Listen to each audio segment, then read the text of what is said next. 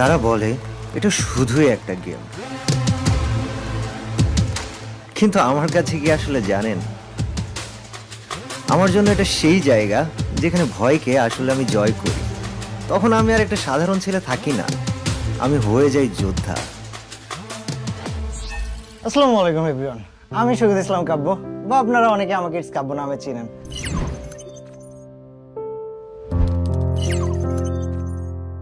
কুষ্টিয়াতে থেকে জাস্ট আমার ছোট্ট ঘরে বসে গেম খেলে আজ পুরো বিশ্বের মাঝখানে পৌঁছে গেলাম, সেটা নিয়ে আপনাদের সাথে গল্পটা শেয়ার করব।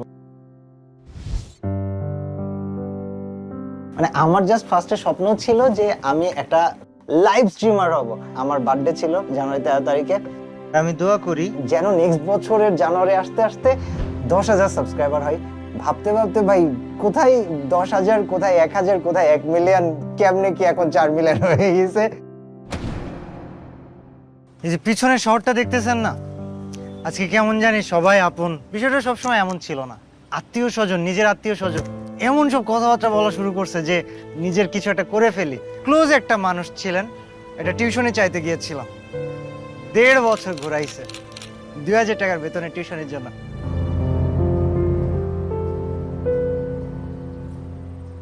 মোবাইল কিনে সে মোবাইলে দেখি মাঝে মাঝে গেম খেলে।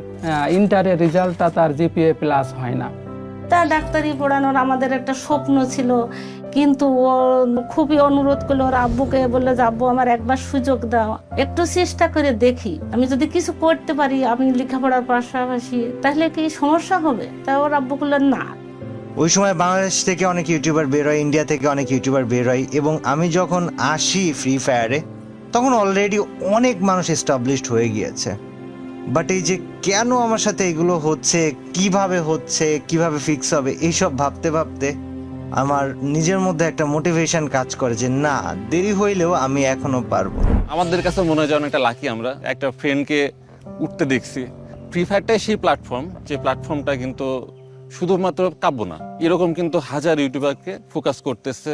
আর হাতে গোনা 2-1 জন ছিল যারা অরিজিনালি আমাকে বিশ্বাস করেছিল, আমাকে সাহস দিয়েছিল, এবং আমি তাদের কাছে চিরকৃতজ্ঞ।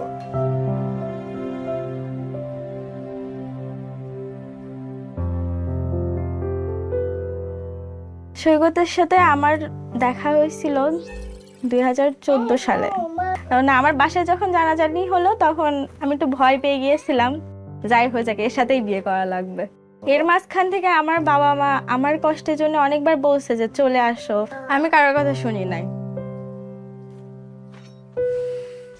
একদিন এসে আমাকে বলতেছে যে আব্বু তোমার অ্যাকাউন্ট নাম্বারটা আমার দাও। তো বলতেছে যে আমি যে খেলা করি এই খেলা থেকে কিছু টাকা দিবে। তো আমি বললাম আমার তো বিশ্বাস হয় না যে খেলা করে আবার মানুষ টাকা পায় নাকি। দেওয়ার পরে দেখলাম সত্যি সত্যি পরের মাসে অ্যাকাউন্টে কিছু টাকা আসছে।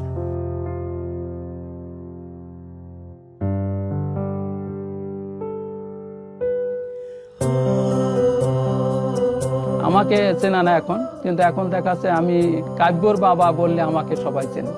ভাইয়ের চিন্তা ছিল যে এই গেমিং কমিউনিটি থাকার পাশাপাশি তার লাইফে বিজনেস করার খুবই ইচ্ছা ছিল। এই কাব্য মোবাইল শপ সে আমাকে তৈরি করে দিয়েছে। আর আমার কোনো বড় ভাই নাই, আমি পার্সোনালি তারে বড় ভাই হিসাবেই দেখি।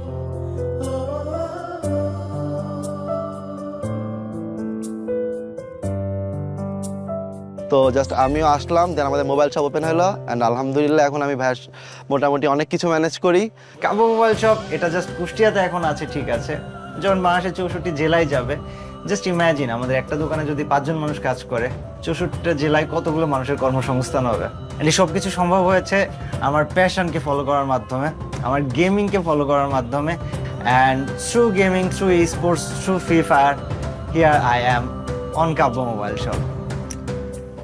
এই ফ্রি ফায়ার, একটা স্পেশাল থ্যাঙ্কস তো ফ্রি ফায়ারের জন্য অবশ্যই। সো কারণ লাস্ট টাইম রোড টু গ্লোরিতে আমরা বাংলাদেশের রানার্স আপ হওয়ার মাধ্যমে আমারও একটা অ্যাচিভমেন্ট হয়ে গেছে।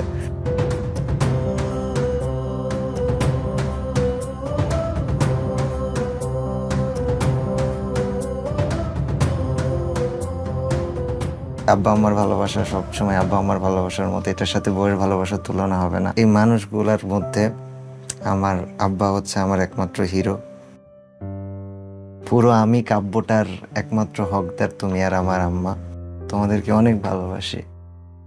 গল্পটা এখন আর শুধু আমার নিজের নয়, গল্পটা হয়ে উঠেছে প্রতিটা স্বপ্নবাজ তরুণদের গল্প, যারা বিশ্বাসী এবং সাহসী। আমি শুরু করেছিলাম ছোট্ট এই ফোনের স্ক্রিনটা দিয়ে, কিন্তু এই স্বপ্নটা এখন অনেক বড় হয়ে গিয়েছে। এই জার্নিটা অনেক কঠিন ছিল। প্রতিটা চ্যালেঞ্জ তোমাকে নতুন কিছু শেখাবে, নতুন রাস্তা দেখাবে। ছোট একটা শহর থেকে বের হয়ে তুমি পরিচিতি পেতে পারবে পুরো দুনিয়ার কাছে। এটা তো কেবল শুরু, বাকিটা দেখা যাক।